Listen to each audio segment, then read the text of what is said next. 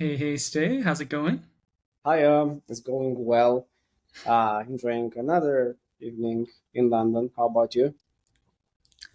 It's uh it's somehow gotten really nice here in Salt Lake City. Like it's hovering between like 60 and 80, which is like right like normally we'd set the AC on like low 70s if we wanted it to be like cool inside our house, and it's like been in that range. It's still pretty hot outside during the hottest part of the day, but yeah. It's, Oh God, yeah. I mean, I'm telling you, I can't wait for it to get a little bit chillier because last week in London has been like absolutely like awful to like London standards. But yeah, I'm hoping for some like wind, some like that kind of atmosphere to go in Hampstead Heath and like watch the leaves fall from the trees. yeah. Halloween is coming, like it's right around the corner, and it's one of my favorite holidays. So looking forward to that. Are you dressing up as anything? Well, I was thinking. I mean, Anna, my wife, and I have been talking about like embracing our goth like uh, arc or phase, and I was thinking of going like a bit in that area, but uh, let's see. Let's see if I have actually have the guts to it. But yeah, not anything in particular. I haven't been trick or treating, although kids do it over here. I was surprised to see that. Yeah. How about you? What's your like go to? What was your go to costume when you were a kid? Did you like do it or is it? Oh yeah, like I was trick or treating every year up until I was basically as old as like the oldest kids that were trick or treating. uh, but yeah, I really just remember not doing anything too elaborate, mostly just like uh, throwing on a cape and being a vampire, or like doing Classic. doing doing something kind of small, but making do with whatever like leftover Halloween stuff my parents had, and then coming up with a costume from that. Well, that sounds pretty great. Yeah, I wish I had Halloween growing up. We didn't celebrate it, and we didn't have like any equivalent. But in all the U.S. movies that I've seen from my childhood, there were kids trick or treating, and I was looking at it and I was like, wow, okay, this is actually happening. So yeah, when I came to London, usually it's around like the areas which have houses. So I have a couple of streets in my neighborhood, and I'm actually seeing kids with their little bags and uh, dressed up as all the classic stuff, but also the modern stuff like I don't know, Adventure Time or what else do kids like these days? Lots of anime. Oh yeah, yeah, yeah, yeah. I think it's a super like clear gateway into cosplaying. So that's great because I don't think like for us growing up it was such a big thing. I guess, but Yeah, now we can like merge from trick or treating into like cosplaying like that. yeah, yeah. It seemed like at least where I was, most Halloween costumes typically were scary. Like that was kind of the theme of Halloween. It's like do like a scary character from a book or a show or something. And nowadays it's really just like a chance to dress up. It's more Yeah, like a cosplay than anything else, which I is know. awesome. Yeah, yeah. I mean, I've been through that debate. I think it was like a couple of years ago, like with something ignited on Twitter because people were dressing up as fairies or like I don't know, going out getting drunk and just like putting on whatever, yeah, costume, which was not scary. And there was this debate: Halloween is supposed to be scary. Uh, but yeah, I think the consensus was like whatever, do whatever you like. And yeah, I actually celebrated in London a couple of years ago before the pandemic. Yeah, I think that's why I didn't do it the past 2 years. But yeah, just like some face makeup. I don't even. I think I was kind of like a troll or dwarf. I had like green face, and that was like all I could put together. But not scary. But anyway, Yeah, yeah. I should figure out what I'm doing this year because What are the like one options? oh I don't even know yet. I think my wife and I have like a little list because we try to do like a couple's costume. Because last year we did Jamie and Claire Fraser from Outlander, Okay. which was a fun one. Like literary costume was fun, but I think we keep like bringing up like whenever like there's a interesting couple, we're like, oh, we should go as them for Halloween. But then normally we don't write it down, so it kind of falls off our radar. So we need to like see if she's remembered some of them that I haven't. Yeah. Well, that's a great list. This is like I'm maybe people will post on hardcover because like literary costumes are like one idea that I haven't been thinking about, but yeah, that's like huge. Hmm. Maybe that should be our prompt we send in October. It's like Oh, what what what's a book what's a character from a book that you'd want to dress up as for Halloween? oh We'll just see yeah, what yeah, books come that's a to the great top. one. Yeah, that's a great one. Yeah. Maybe I'll dig a bit into that for this year. That might like if I'm not doing like the goth theme, maybe this is it. Wonderful. I I know choose. there's a lot of kids that dress up as like Harry Potter characters because you can just get Oh, the robe, a wand, and then like a hat, and that's that's huge. You basically all you need. literally go to the Harry Potter store and get the Harry Potter costume and all the like shenanigans that come with it over here. So yeah, it's like yeah, classic. we I think we were joking about going as Sansa Stark and Littlefinger from Game of Thrones. Oh wow, that's great. Okay. I have a similar look to Littlefinger, and I Yeah, think you do. Oh crap, uh, you do. Okay. Yeah, that's actually a good one. so, so I've been maybe. getting yeah, I've been getting comparisons to Gary Oldman, so I'll have to check out like one. Well, maybe him in Fifth Element. That's but yeah, he had lots of good Yeah. roles, and yeah, I'm not planning to like shave one part of my head for that. So I'll think of something nice. Yeah. Yeah, but that's a good one. Yeah. Well, if you Well, do it, it's make sure you take lots of pictures because I'm dying to see that. for sure. Nice. Well, aside from that, what have you been up to lately?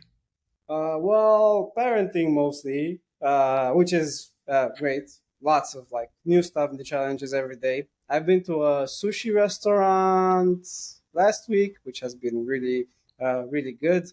And yeah, just like taking it easy, trying to get into the rhythm of things, I guess. Yeah. How about you? Uh, this last week, well, 2 weeks ago, my wife had COVID, so last week was kind of the first week where we were able to like be in the same rooms together, which was nice. So mostly just you know catching up.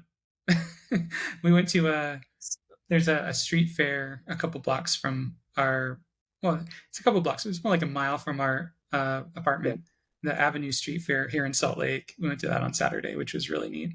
They shut down like a 5 block street, and it's just like vendors, lots of local vendors, crafts, and yeah, just a lot of local creators just making stuff, which was really just neat to see.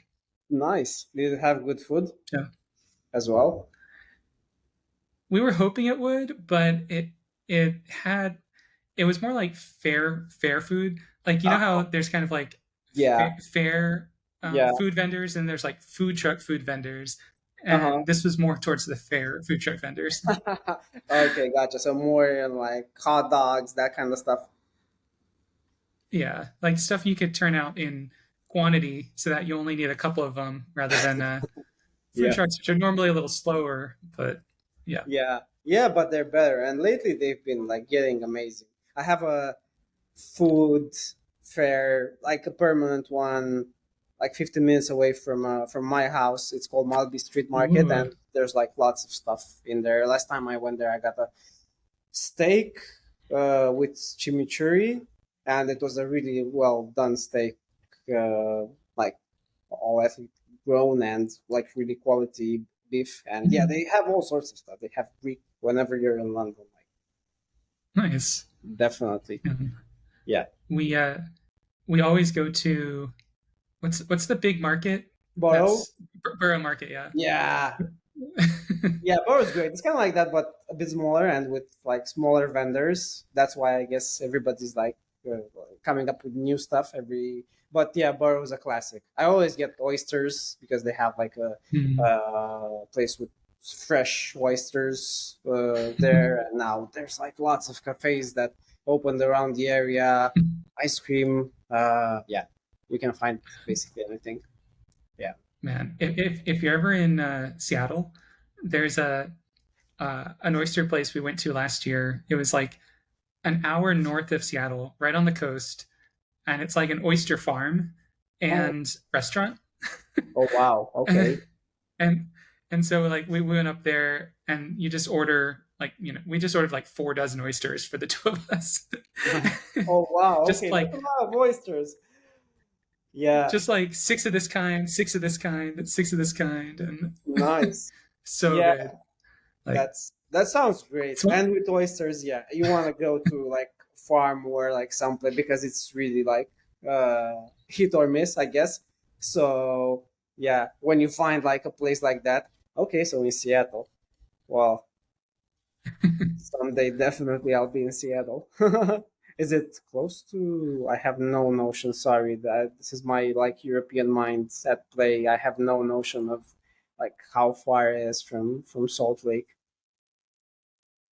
it's about a 2 day drive from Salt Lake. It's a long one, Okay, but yeah, I probably like I'll go uh to I'll, Norway by car in that same time or I'll something. I'll send you the thing for later. Yeah, Yeah, but yeah, nice. it's Thanks. yeah. That's Um, great. Yeah. yeah. No, I'll Other think than about. that, Yeah, yeah, that's cool. And for hardcover, what yeah. updates do we have?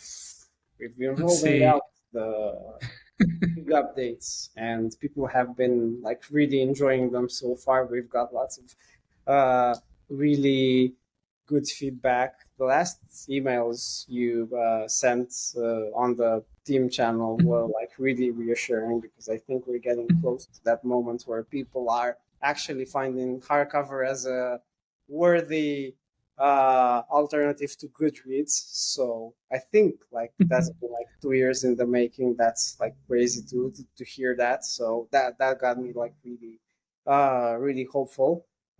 Someone just saying that. So not us asking, would you switch from Goodreads? And maybe coming like unprompted from someone. That's Yeah, that's something. yeah. It's pretty amazing hearing like just having people send emails saying like, "Hey, I really like what you're doing. I've been using it for a week, and I've stopped using Goodreads altogether. Now I'm just using hardcover." I'm like, "Ah, that means it's working. Like people feel comfortable enough on the platform to like make that switch, which is huge. Yeah, yeah, it is. Yeah, Mm, really glad Yeah, that's starting to happen. I was yeah, wondering when that kind of moment would would come, and yeah, I think it's yeah. here. And So and yeah, as we one of the things we were talking about when we were talking about uh, doing some updates on the homepage for the launch, which I'm sure we're going to talk more about it, is we were like calculating what the conversion rate that current people are doing for like for a new user who just kind of like finds hardcover, maybe through a link, maybe through a search result, and they get to hardcover, they click around. Uh, what percentage of those convert to like a user on the platform? How many people sign up and actually register? And I think we found it was like between 14 and 22%, which is like insane, which is great. Yeah. I wasn't Like, expecting that. I mean, the average conversion rate for like any like digital product is like what 1-2%, if you're lucky, like 3%. So this is, I yeah, mean, I think we kind of hit the need, which is like really a bit that conversion rate surprised me. So I'm eager to like get even more visitors because apparently even with the homepage we currently have, it seems like it's like really a thing that yeah drives people to sign up. So that's really good. now, now I have a feeling one of the future things we'll be figuring out is how to get people to sign up from that to a supporter plan. But I feel like just getting people in right now is much more important than optimizing conversions to a supporter plan. Like we just want Yeah, people to exactly. use it, see what they think, make a better product. Yeah, exactly. Yeah, and even for supporters, I mean that's like the like extras we have on top of what other platforms offer. So I guess that's like uh, my thinking around the supporter plan. So it's been also good to see people actually like sign up for that as well. I mean, I always wonder where these people come from. I mean, when you're building a product, you hope you're doing that, but you hope you're building it so people would come and ideally they would pay so you can like make it better and you can like sustain it. But I always wonder who are these people who find like a product online and they're just like, okay, I'm gonna go do it. I tried wondering in what like circumstances I do that on sites, and sometimes I do that when it's like a really nice website, and I think like ours might be. Yeah, I feel like it takes a lot for me to like sign up for something. Like it has to be a need that I've thought about before. Yeah. Like it's very rare where I see something and I'm like trying to read through their landing page like, okay, how would this be beneficial to me? How would I actually use this? Like, is this going to Mm-hmm. replace something? Is this going to solve some problem I don't know I even have? Yeah. But for hardcover, like anyone who uses Goodreads like can instantly be familiar with like the concept we're solving. So I think it's easier for people to just like try it out, even if they're not Yeah. going to like commit from day one.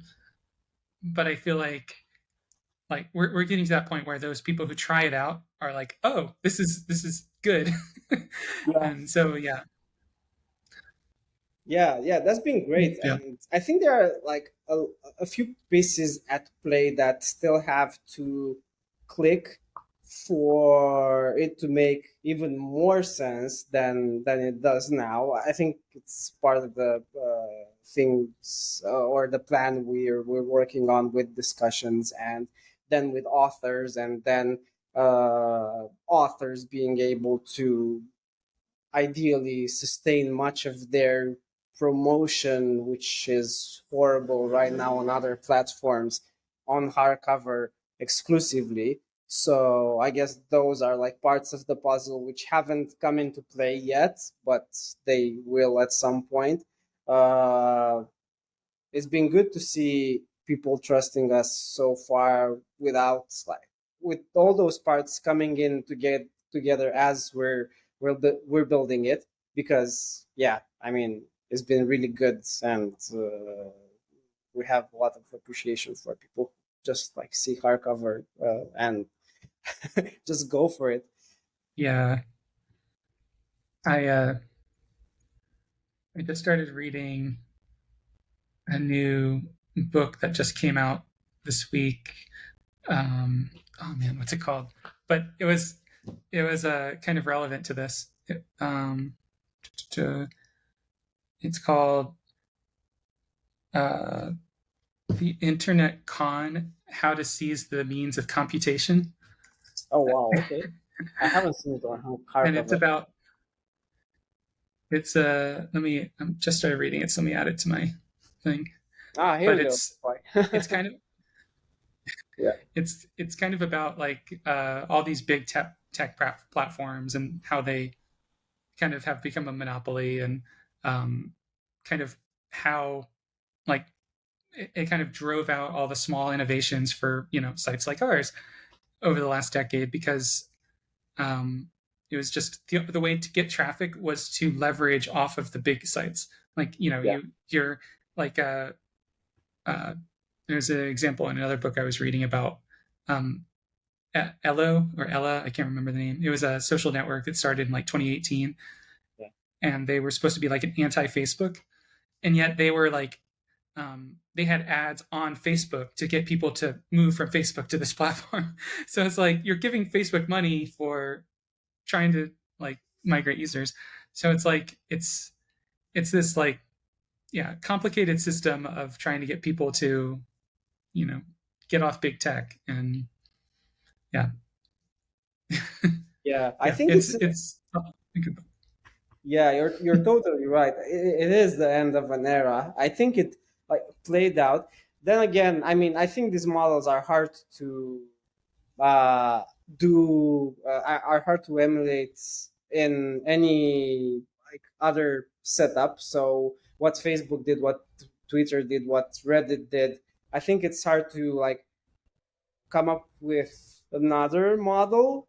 So there, I guess there had to be some like buffer time between, them starting and new platforms like ours to emerge. But I'm kind of seeing it. I mean, there are like lots of little platforms which now, I mean, hardly anyone has heard about them. Like Goodreads has like 100 million users. We have a couple of thousands, but then again, I'm seeing it. I mean, there are other platforms in other domains like social networks or whatever. The next concept of social networking is games. I'm seeing like so much stuff in gaming from indie studios that is just trying to emulate games which like made you feel like a certain way. But there's been quite a gap because it kind of converged towards like big studios and a certain kind of like game that was good on the market. But now, you know, at least like I felt the need for like farming simulators, city builders, that kind of stuff. And there weren't like any titles which came out, or the ones that came out weren't that exciting.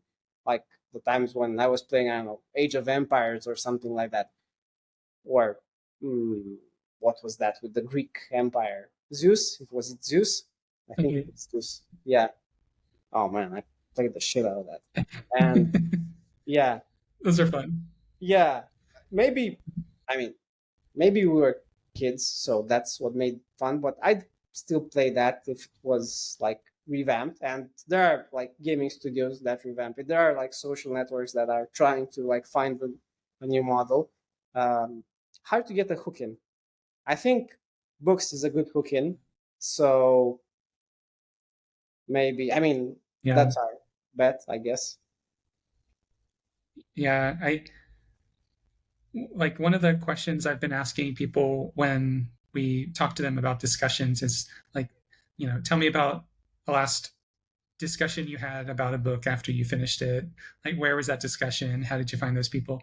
And then, like, tell me about one that you had online versus in person. Because normally, when I ask that question, people, the first thing they do is talk about an in person discussion they had.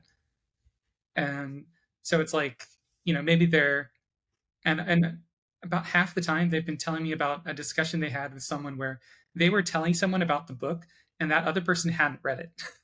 it was more it was more sharing the book than about like a in-depth discussion between two people who read it, which is also interesting. Yeah, yeah, that's really interesting. I think like would the way we do things now cover that scenario? Because now that I think of it, I think like mm, suggesting a book to someone who hasn't read it might be like one of the like main things you do in real life. Mhm. Yeah, And that's like a really yeah, interesting insight you got from the interviews. yeah. That was that like a recommend this book kind of feature. One of the ways that I am really considering like how we could implement that. It was a way that the Readerly app did something like this, where after you finished a book, like during the review process when you're like reviewing a book, it said like, what are some books this reminded you of? Mm. And Okay. then using that data, we could say like, oh, like you have like if you rate one of the books that it reminds you of as 5 stars, then you're much more likely to like that book. Okay. Yeah. So That's it's like the formal process of how it usually goes. I think we kind of like covered that in mentions. I mean, you can actually write like this book reminded me of like 10 books.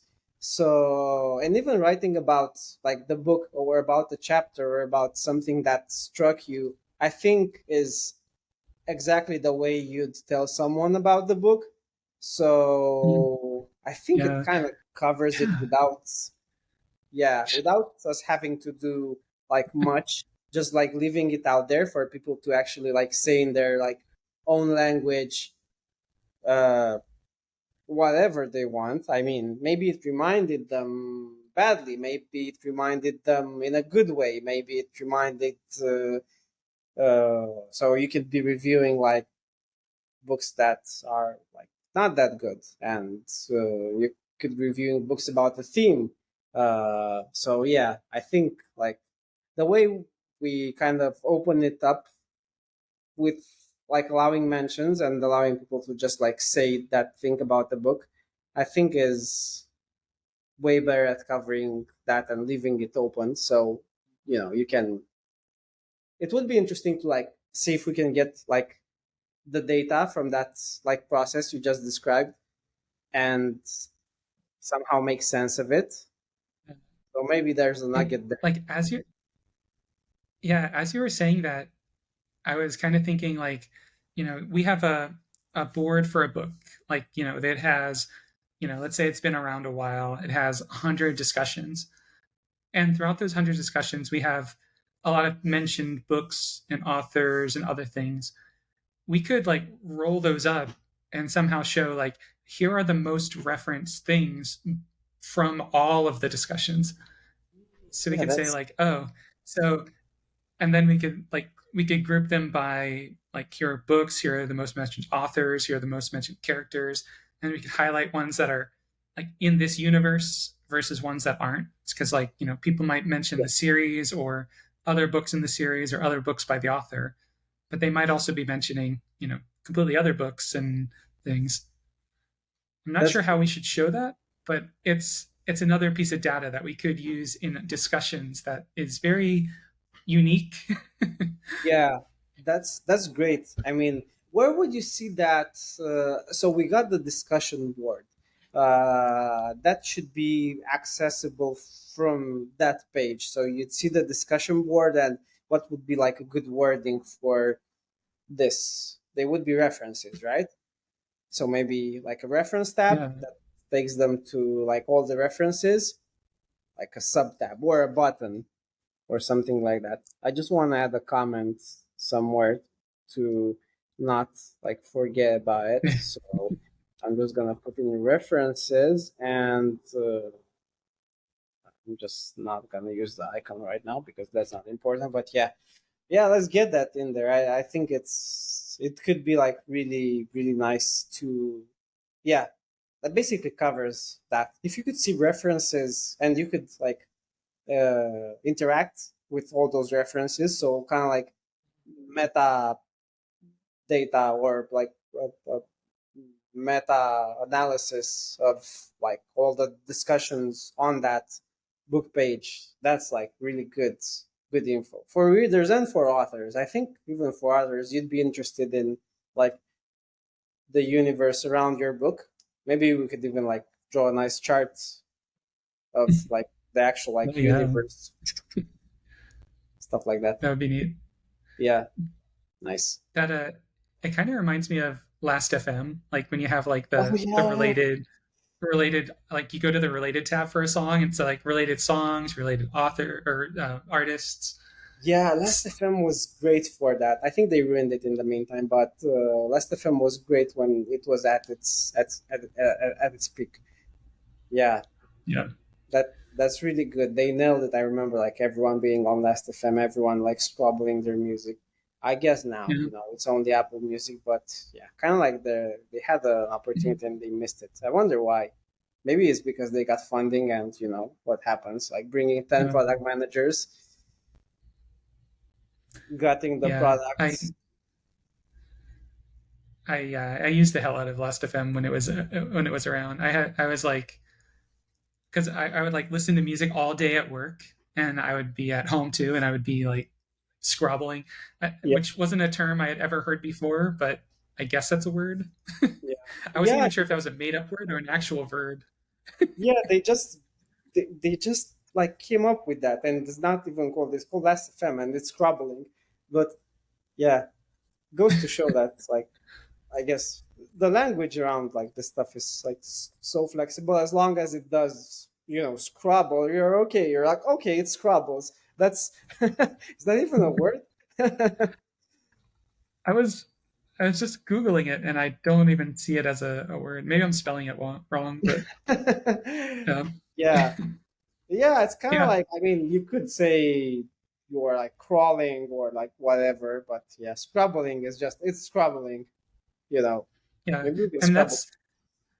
that's kind of what like I feel like some people have been asking about for like Kindle integration.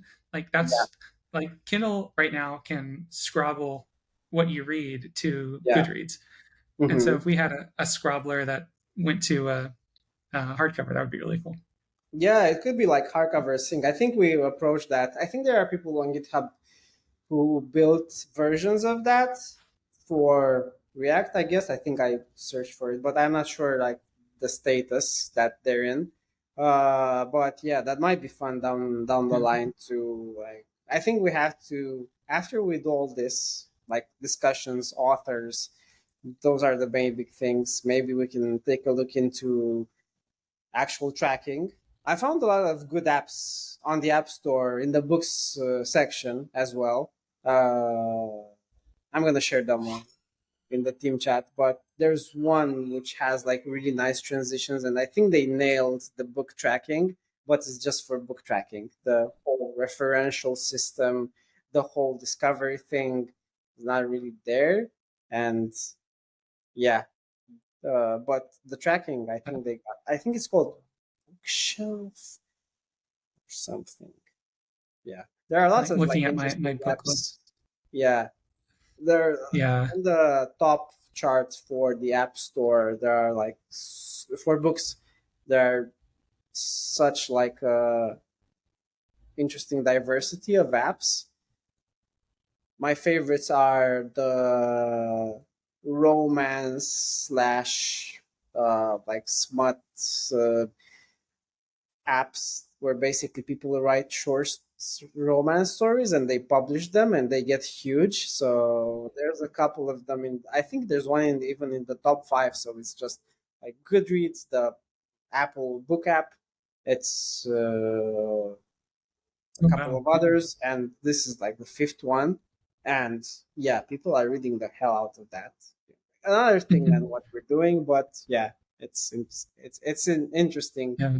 the fact that you can be an author that's like popular on this niche and pretty successful and nobody like in the book world has ever like heard of. But yeah, there are people who have like hundreds of thousands of readers there, which is crazy.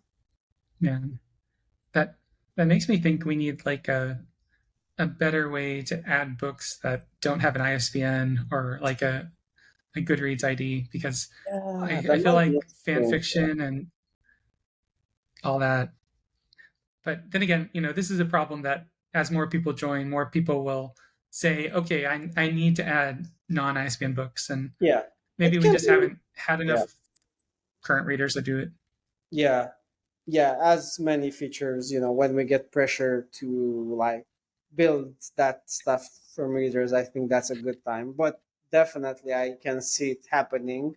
It can be just as simple as letting librarians or like having a super librarian role that lets you add like books. Yeah. So Yeah. there are easy ways around it. Yeah.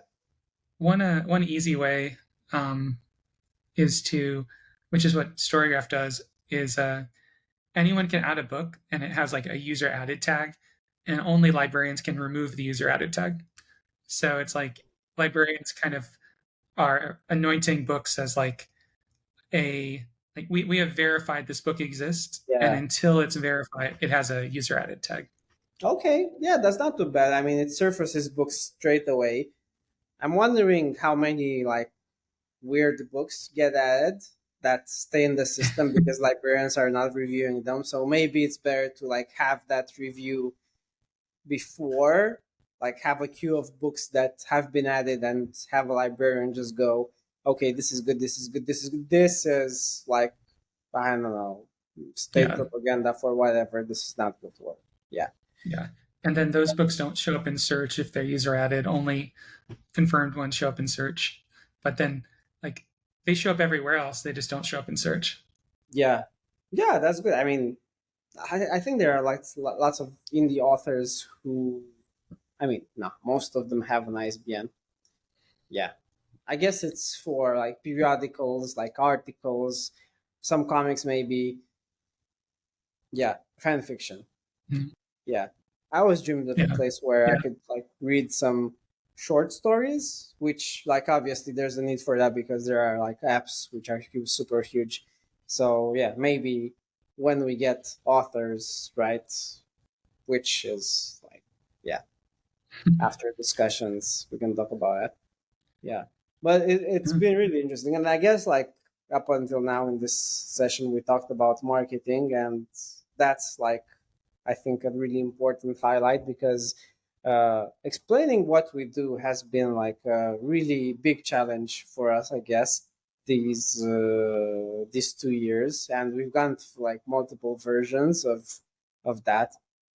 uh, it's been interesting to like see how we nail what hardcover is, because if you say it's a social network, some people who like are into book tracking might be like, I don't want a social network. If you say you're actually doing like book tracking and you can even be like a replacement for other book tracking websites, which where you can like build a legacy library, people who want to get social and like read with others mention, no, but that means you don't have book clubs, it's just for tracking. So like getting that thing right has been uh yeah, that's what founders should do, I guess. So our mission to do it, yeah, but it's been interesting to see how it evolved, and yeah, how it kind of like came in, like fall, as how it fell into place.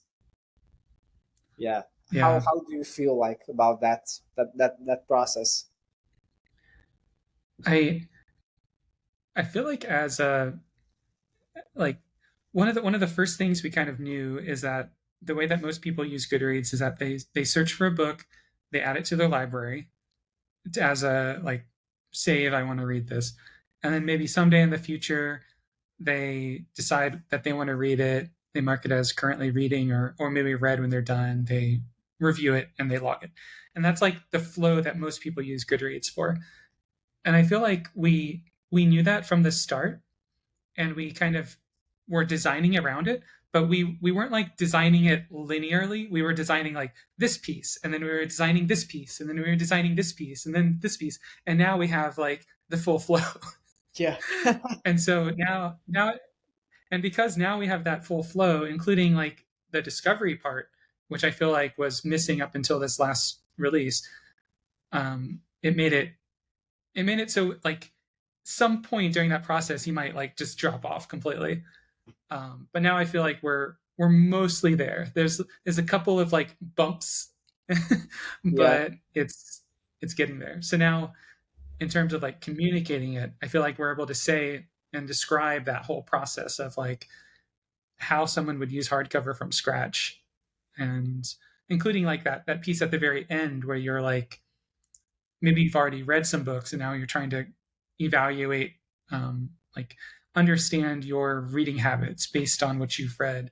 And I feel like that analytics and insights part is still a part that we could do more on, but that's a lower priority than discussions. Yeah, yeah, it's amazing, like the scale which like a product like this has, and it kind of reminds me of that meme. We didn't do this because it was easy. We did this because we thought it was easy. So that's kind of like every founder, including us. uh, so uh, like building it throughout. I mean, getting to this point. Yeah, I I mean, yeah, you're spot on that we build all these pieces that now came together in this like experience, which Yeah. is consistent, I guess.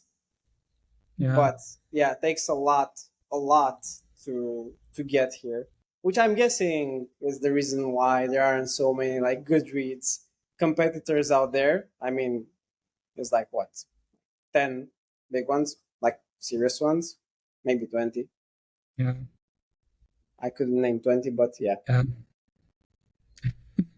And I could probably only name about five that are like web and mobile. Most of them lately have been going mobile only, which Yeah. is which has been like if we were mobile only, that would for sure make things a lot easier.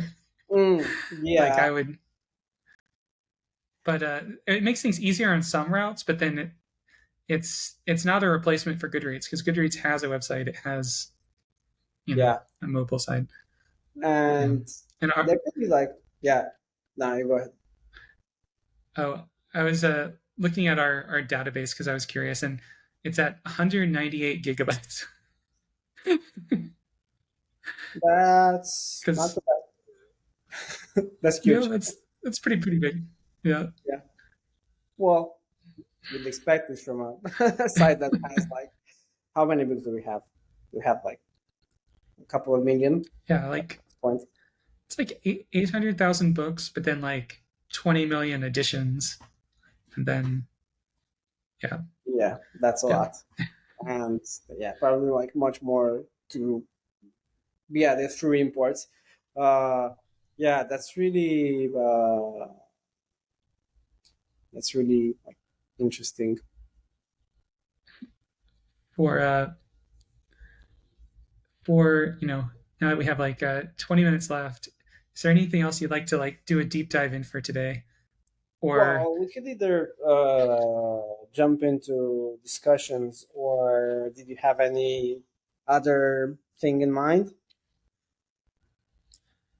uh, no? I mean, I'd be down for just kind of like looking over discussions again, and then just like seeing if there are any smaller tweaks we want to make today. Mhm. I haven't done any user interviews since our last talk, but I have one later today. So kind of whatever we settle on for today, I'll probably be showing it to someone later today to get feedback on. Okay, or we could actually talk about, because this was mentioned in the chat, and it could just like be us exploring that concept. How will authors get merged into discussion? Because I think that's like a key point. We had some chat about how authors submit advanced reader copies to readers, which would be another interesting thing to see how it could be merged with some parts of discussions, or if it could like work within that flow. I'm thinking, if someone posts a review that's like an arc review, can we highlight it somehow in the same discussions flow by just like marking it as an arc review? And maybe we can go through that whole process of an author like publishing a book, either in the publishing or through a publishing house, and like what happens and where we can like drop into that process and make it easier. We know from Jeff that who's like a really outstanding member of our community, that ARC reviews have a certain way of being distributed to reviewers, and right now that's really clunky and like not optimized, and there isn't like a really a process in place. You just have to be like aware of uh, the people who are doing it and connected, and there are some publishers that have a system in place, and there are some authors who do it through these like informal channels, but there isn't like one place where you can actually manage that. Uh, these are reviews that get sent to people who are book reviewers, and they do a review pre-release, and uh, it gets published. I think in our case, I was thinking, what if that review gets published as a discussion on that pre-release book page, and it gets flagged, or not flagged, but marked as a ARC review, and somehow the author or the publisher that signs up to a publisher account can manage those reviewers, and they can select them ideally from hardcover. Like, let's see how many people reviewed or have, like, because we have that prestige score we're using for discussions. Maybe that can be used for this purpose. I think it could be like a way to get authors and publishers. It's a small market, but we can get a big chunk of that small Yeah. market.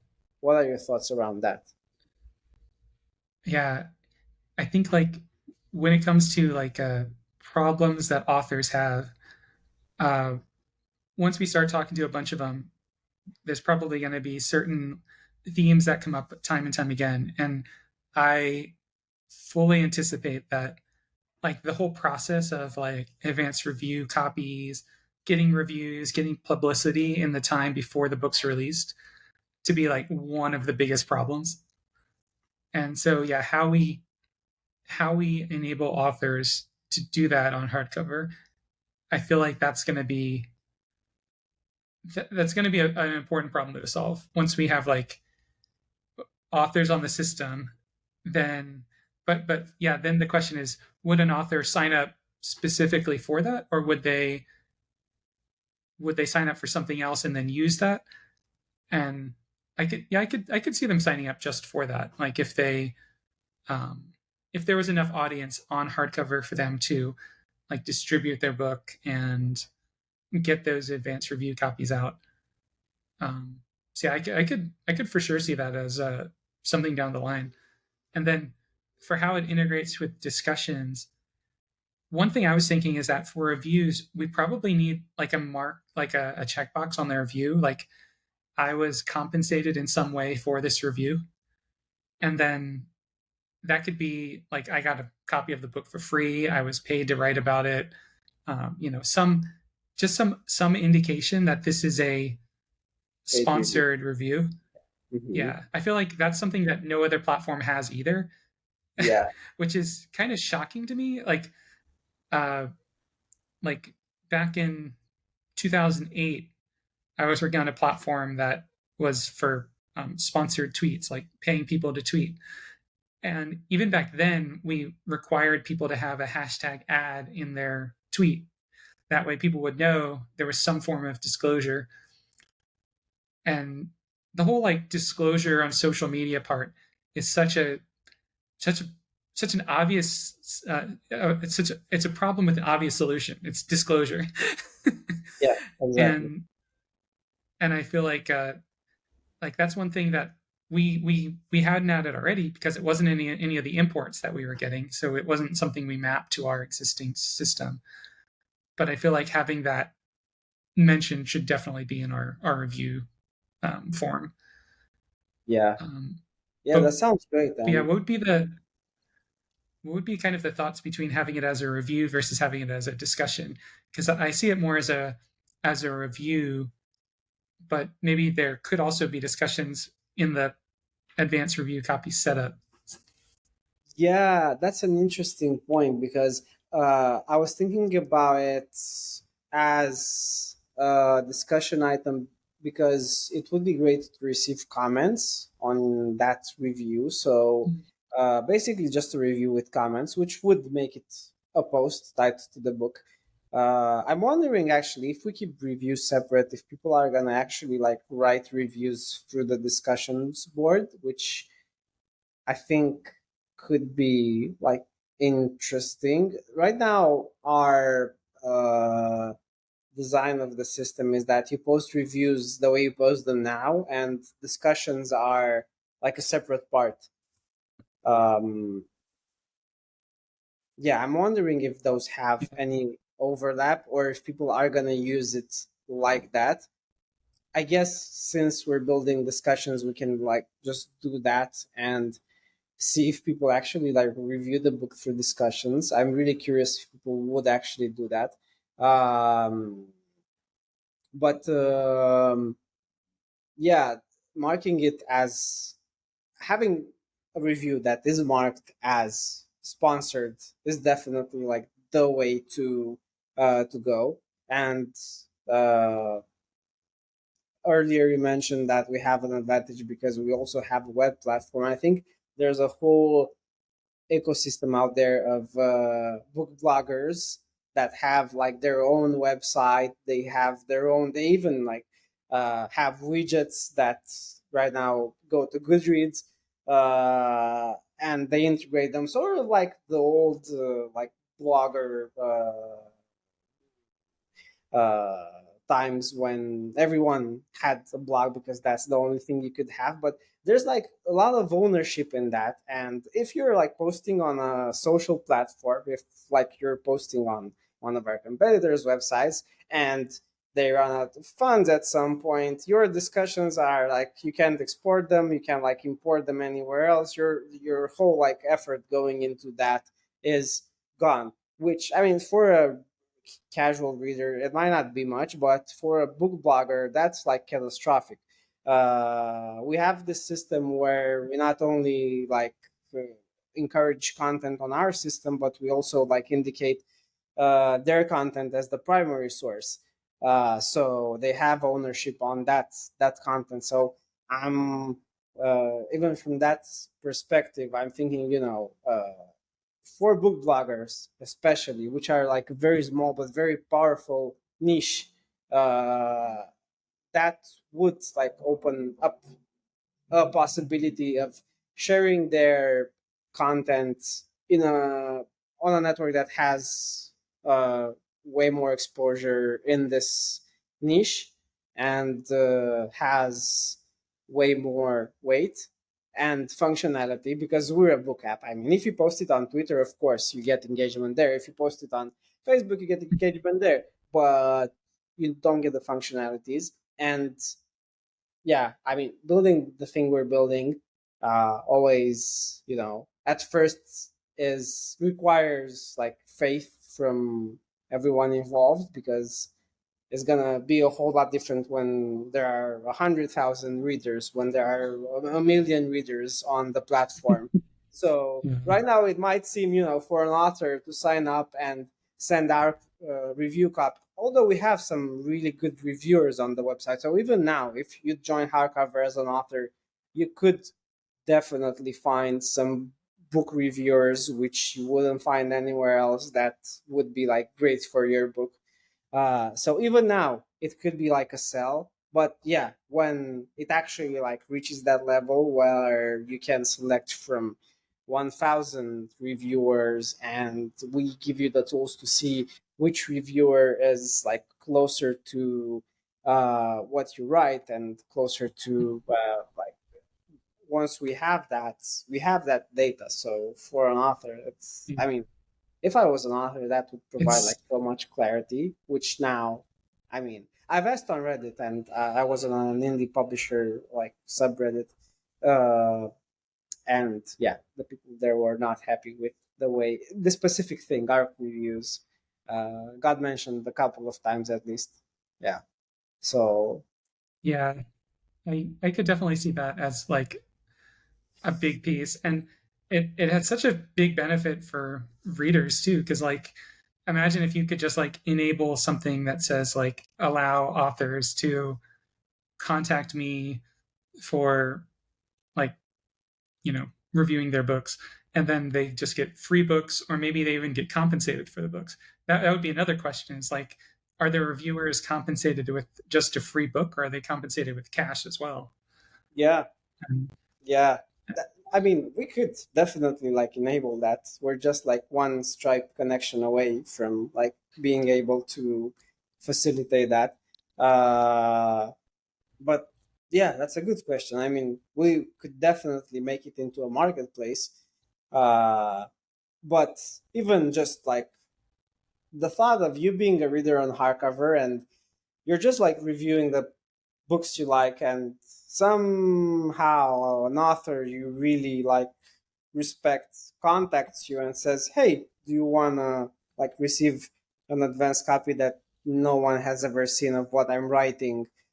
I guess that's like I'd feel like great if that would happen, and yeah, yeah, maybe the author contacts me through one unknown account, so I don't even know if it's the author. This is another thing I've been thinking. What if other authors want to just like lurk? Do we allow like the official author account and a hardcover like regular user account? What if I don't know? What if Brandon Sanderson doesn't want to like? He wants to uh, just make an account under a username and lurk, but also like send this to users and have users be, oh wow, crap, yeah, this yeah. really is him, but they wouldn't know.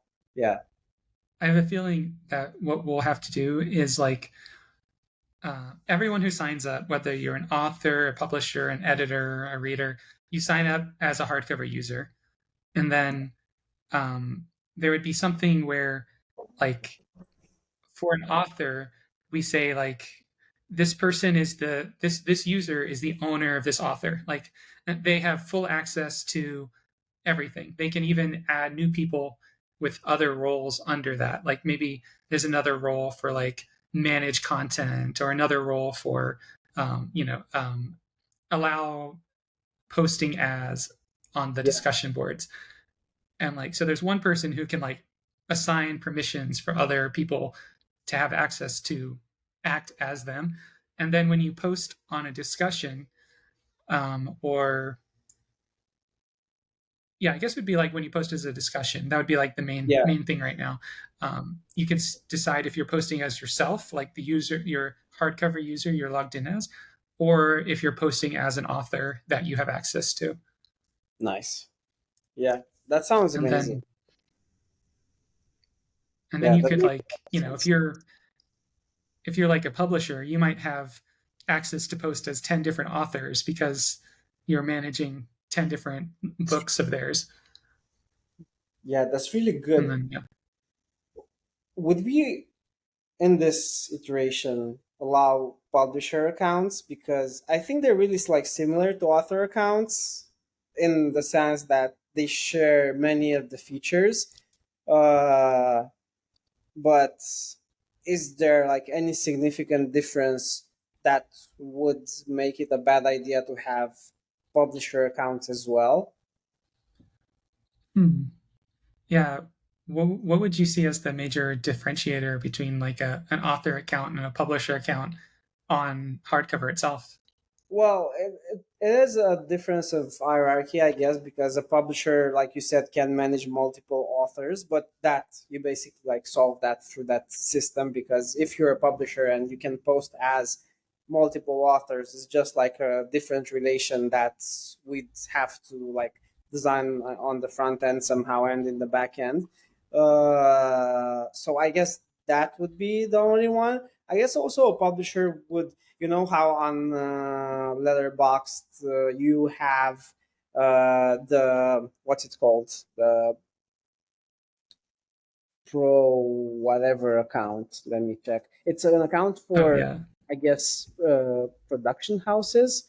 So there's members. Oh yeah, it's HQ members. So you have, wait, is this it? HQ members, HQ members. So yeah, like lots. Okay, so HQs is for studios, distributors, festivals, theaters, podcasts, and film-related organizations. So it's for all of that. So I'm guessing maybe we can make a plan that, so the way they did it is not specifically for like a role. They don't have like separate roles for studios, for they just have like the HQ account. So it's kind of like that, I guess. Yeah, And yeah. they also One, publish like articles and stuff like that. I mean, yeah, you know. mm, yeah. So it could be That that. seems, yeah. It seems like if we had like a author account with like a whole hierarchy of permissions under there, yeah, I think it would enable that. Maybe like if as part of our designs for discussions we have like highlighted author things, which I have a feeling we should. Yes, Like, exactly. this was posted by the author, this was an author replied to this post, some way to Yeah. see at a high level that the author is engaging with this discussion. Yes. Then I think we need that whole, like, we need a way for a reader to claim an author account as the owner and then to assign sub permissions. Might as well do them both at the same time and not just have like a one-to-one relationship. Might as well just have a one-to-many relationship from the start, because Yeah. it's always easier to design it with a one-to-many instead of design it with a one-to-one. Yeah, yeah, that's a great observation. And it's so good we're talking about this now, because, doing discussion and then figuring out like how to integrate that part. Yeah, I mean, this is how like the app architecture should be like done. Yeah. And I think, yeah, Yeah. that whole setup would work great. Yeah. We'll have to study Letterboxd a bit more, because I think like it's the exact same system. Maybe we can even improve on it. Why not? So yeah, that's gonna be interesting. We can focus on that for the next designs, and yeah, really explore the whole theme. Oof. So Uh, yeah, maybe like what we do is like, well, I was gonna say maybe like you need a supporter plan to have multiple authors on an account, well, because definitely that's a pretty that should be definitely a big, maybe even like a higher tier, because if you're, I think Letterbox does this as well. Their HQ plan, I think you kind of like have to sign up for a different thing. So yeah, definitely it has to like have some premium permissions, especially because you but if can do you're this anywhere else, yeah, and yeah. but if you're just an author and you want to manage your own book, then it feels Oh like that should be free. Like that should yeah, just be like, that's something we want to encourage. yes, especially for indie authors, because yeah, it's so hard to like get your stuff out there. I mean, I'm seeing indie authors on Twitter, on like Reddit. They're trying to promote their stuff, and it's lost in a sea of noise. So yeah, what we provide is like silence and like focus. So that's, I think, gonna be like really valuable. So yeah, okay, Cool. we got that wrapped up. Well, Well, no, it's like the intro in it. yeah, that sounds like a good direction, for how we think about how author accounts could work in relationship to discussions, which is, yeah, a new piece we haven't really prototyped, but I think we both kind of thought about it, but hadn't really had a good solution for it. But I think that's a good next step. Yeah, definitely. I mean, we're ruminating about it, so I guess once we hit the designs, it's gonna be like really fast, like figuring out how to, yeah, tie it all together. So yeah, that's gonna be fun. Cool. Well, want to wrap it up for today? Yes, let's. Cool. Well, I will talk to you online, and hopefully, I think it's looking like this Saturday we're going to try to do our product hunt launch. Yeah, so everybody, if you have a Product Hunt account, you'll receive an email from us telling you to support us on Product Hunt. And if you don't, we'll encourage you to create an account because we really, really need that support. And yeah, it's going on this Saturday. Saturday, what day is it? The 16th. 16. Yeah, perfect. Cool. Yeah, so we'll have that. So yeah, everyone will announce it on Discord as well, right? Cool. Perfect. Well, Well, I yeah, will talk to you online this week. yeah, perfect. Have a good one. See all of you later. Bye bye. Bye.